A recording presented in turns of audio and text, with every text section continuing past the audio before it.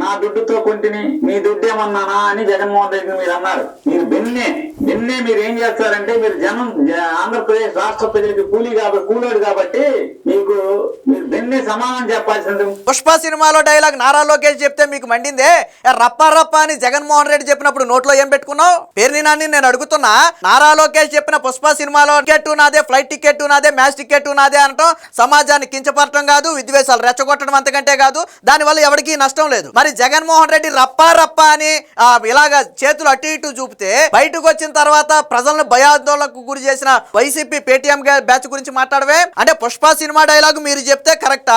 జగన్మోహన్ రెడ్డి రప్ప రప్ప అని చెప్పి కార్యకర్తలనే ఓళ్ల మీదకి ఎగదోసి విధ్వంసాలు సృష్టిస్తే కరెక్టా? నారా లోకేష్ మాత్రం మ్యాచ్ టికెట్ నాదే, ఫ్లైట్ టికెట్ నాదే అంటే తప్ప?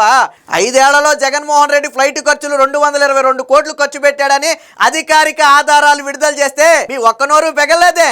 మీరు ఓనర్ల రాష్ట్రానికి ఎవడమ్మా మొగుడు సొమ్మని చెప్పి మీరు ఖర్చు పెట్టుకున్నారు. మీరు 222 కోట్లు ఎవడమ్మా మొగుడు సొమ్మని ఖర్చు పెట్టారు. మీరు అందులో సగం ఖర్చేమో తిరుపతి వెళ్ళాలంటేనేమో గన్నవరం ఎయిర్పోర్ట్ లో బయలుదేరేమో అక్కడ హైదరాబాద్ వెళ్ళాలి, భారతీ రెడ్డిని దింపాలి, తిరుపతి వెళ్ళాలి, తిరుపతిలో గుళ్ళో పని చూసుకోవాలి, మళ్ళీ హైదరాబాద్ వచ్చి భారతీ రెడ్డిని ఎక్కించుకోవాలి, తిరిగి మళ్ళీ ఇక్కడికి రావాలి. అమ్మ మొగుడు సొమ్మని ఖర్చు పెట్టారు కాదా?